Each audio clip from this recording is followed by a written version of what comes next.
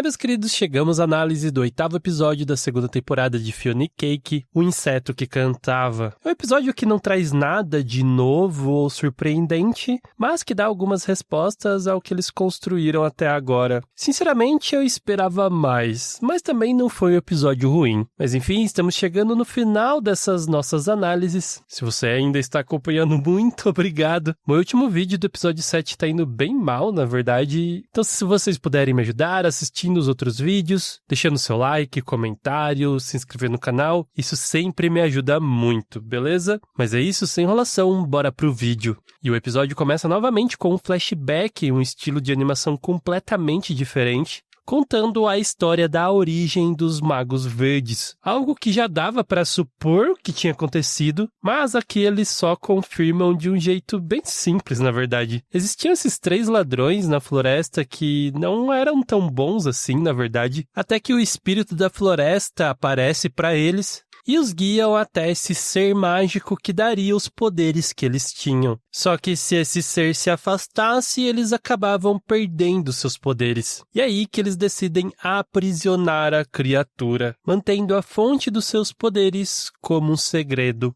Enfim, voltamos para o presente, com tudo da festa sendo desmontado no mausoléu da Hannah. Isso porque o Marshall Lee tinha desistido de se apresentar, então para ela já não fazia mais sentido fazer o evento ali. E nesse meio tempo, o Flame acaba ligando para Fiona, pedindo ajuda porque ele está há 2 dias tocando sem parar na mansão das Lemon Carb. E um detalhe interessante que a gente vê no escritório da Hannah é uma foto do Marshall segurando o Shrubble, talvez um dos personagens que as pessoas menos conhecem, porque nos episódios de Hora de Aventura, ele aparece apenas ali no background. Se você não prestar muito bem atenção, você nem nota ele. A gente vê ele tanto na época dos vampiros, quanto 1000 anos depois na sua casa. Até mesmo no episódio final ele aparece, e se você notar, tem uma portinha de cachorro na casa delas pra ele.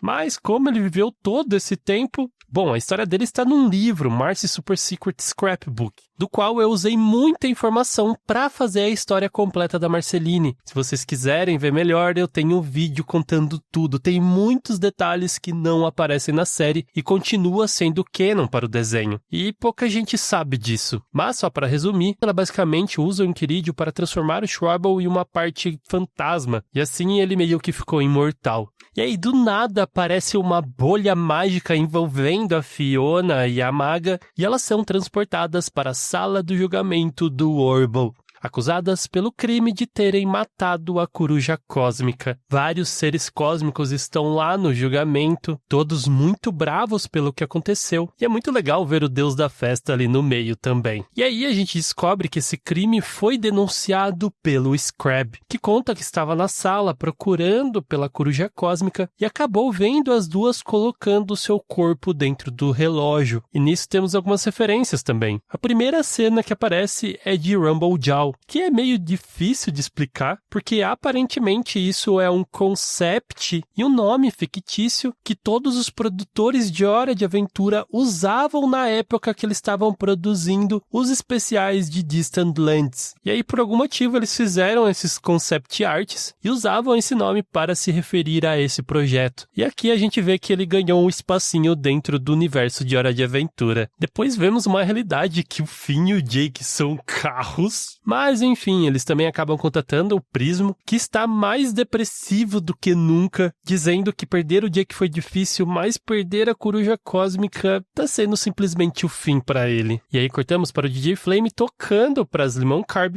E sério, olha essa dancinha junto com o cachorro. Eles conseguiram fazer uma versão à altura pro Lemon Grab. E aí a Cake acaba aparecendo para salvá-lo. E aqui eu não entendi muito bem porque tem esses seres místicos trabalhando para elas, mas a Cake consegue derrotá-las com a bunda. E com isso a Cake percebe que aquele lugar era perfeito para eles usarem para fazer a festa, invadindo ali sem dó e avisando todo mundo que o local tinha mudado. E continuando no julgamento, a Fiona incorpora a advogada, dizendo que Scrab tinha visto elas apenas escondendo o corpo e não o verdadeiro momento da morte. E aí ele se enrola e a Fiona aproveita para continuar se defendendo quando a situação fica tensa demais. Ela acaba dizendo que foi o fim que o matou. as coisas ficam mais acaloradas ainda, então elas são jogadas em uma outra sala. A maga, é claro, está completamente maluca porque ela tinha culpado a pessoa que ela estava tentando defender, mas a Fiona diz que ela sentiu no coração que ela devia falar aquilo naquele momento, que isso seria o certo para conseguir tirá-las daquela situação, porque presas ali elas não conseguiriam ajudar o Finn de qualquer maneira, o que acaba dando certo e o Orbo manda elas de volta. E enquanto tudo isso estava acontecendo, a nova festa começou, e como havia previsto antes, o Marshall acaba conversando com a Simone, dizendo que ele sabe o que aconteceu com ela e que ela foi uma grande inspiração para ele começar a fazer músicas e que ele queria que ela as ouvisse. O Esquilo então faz a apresentação, só que quando lhe chama o DJ Flame, o cara simplesmente desmaiou de sono nos bastidores. E aí começa uma loucura de apresentações para manter o público entretido, com o Puffy cantando aquela música que a gente tinha visto anteriormente. E, sinceramente, a versão inteira é muito legal mesmo. O Hunter faz uma apresentação de dança com suas rosas, a Little Destiny fica jogando facas ali no Jay, e o Alice faz a apresentação mais nojenta com os esquilos. Depois disso, eles não tinham mais nenhuma carta na manga, e a Cake implora para que o Marshall cantasse, o que ele acaba aceitando. O Gary incentivando ele, a coisa mais fofa também. E a música, gente, simplesmente eu amei. Eu sou muito fã de Sufjan Stevens, esse compositor que é famoso pelas músicas que ele fez para Call Me By Your Name. E essa música do Marshall tem muito a mesma vibe, sabe? Só que no final com uma pegada mais rock and roll, que ficou genial. Tão linda que foi capaz de acordar o Flame, animando o seu espírito. E, gente, as Lemon Carb dançando no fundo dessa cena, meu Deus do céu. Enfim, o DJ Flame começa a tocar e todo mundo começa a amar. Os meninos tinham vendido todos os doces, mas o dinheiro não tinha dado ainda. E aí que a Cake tem a ideia de pegar os equipamentos de gravação lá do estúdio de Tears e usar para fazer uma transmissão ao vivo, pedindo ajuda para todo mundo e se esticando pela cidade inteira. Dessa maneira, ela consegue arrecadar uma quantidade gigantesca de dinheiro. Porém, ela sacrificou toda a força que ela tinha. Mesmo assim, ela encontra um restinho para se transformar em gostosona pro Omicron, e os dois têm um momento íntimo ali nos bastidores. E acaba em um beijo que talvez seja um pouco polêmico. Tipo assim, ela acabou não sentindo tanta química no momento, e eu realmente achei que os dois iriam ficar, mas o que eu tinha idealizado é que o mundo da Fiona ganharia sua magia novamente, e assim a Cake ficar com o Omicron em formato de cavalo não teria nenhum problema. Mas aqui, quando a gente pensa que ela era uma gata doméstica e ele é um humano mesmo, sei lá, fica meio estranho. E no momento que ela estava quase desmaiando porque ela estava sem energia, a maga e a Fiona voltam da outra dimensão. E uma coisa que eu esqueci de comentar aqui é que a borboleta na camiseta da Fiona provavelmente é uma referência à borboleta que é o antepassado do Finn. E quando ela vê que tudo tinha dado certo, ao invés de ficar feliz por isso, ela fica, na verdade, muito zangada porque eles fizeram tudo aquilo sem ela junto. E para piorar toda a situação, o Felix acaba aparecendo, as coisas esquentam novamente, só que dessa vez a Fiona vai pra cima e ele retribui, dando um beijo daqueles. A maga acreditava que nesse momento ela conseguiria enxergar onde estava o coração, mas nada. E é claro que a Fennel acabaria aparecendo nesse momento. E aí a Fiona tem um breakdown de tudo acumulado. Sai correndo, chorando, machuca o seu pé. A Hannah liga para ela oferecendo o emprego, mas ela nem responde, só continua andando, até chegar no sweet spot,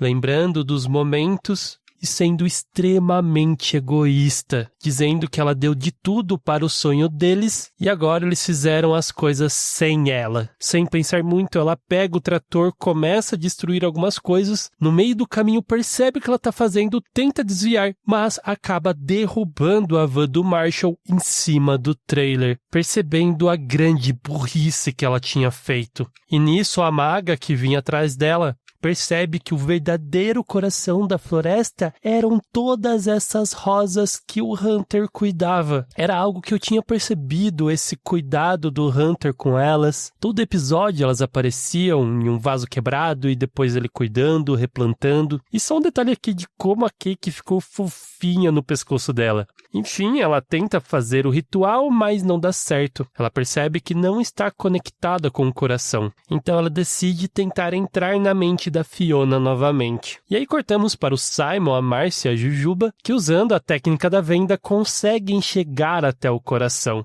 percebendo que não conseguiriam extrair nada e nem ao menos salvar a sua vida. E assim a Jujuba decide atirar nele para acabar com o seu sofrimento. E nesse momento, o Bimo acaba ligando para ela, dizendo que o fim estava ótimo, porque ele tinha ascendido desse plano. E aí a gente vê um buraco no chão, dando a entender que o Orbo tinha levado ele. E assim, acaba o 8º episódio. Deixa aqui nos comentários outras coisas que vocês perceberam que eu não falei aqui no vídeo. E eu espero que o episódio 9 tenha mais coisas pra gente falar. Enfim, muito obrigado por ter assistido esse vídeo. Aquele grande beijo no seu coração de melão e tchau!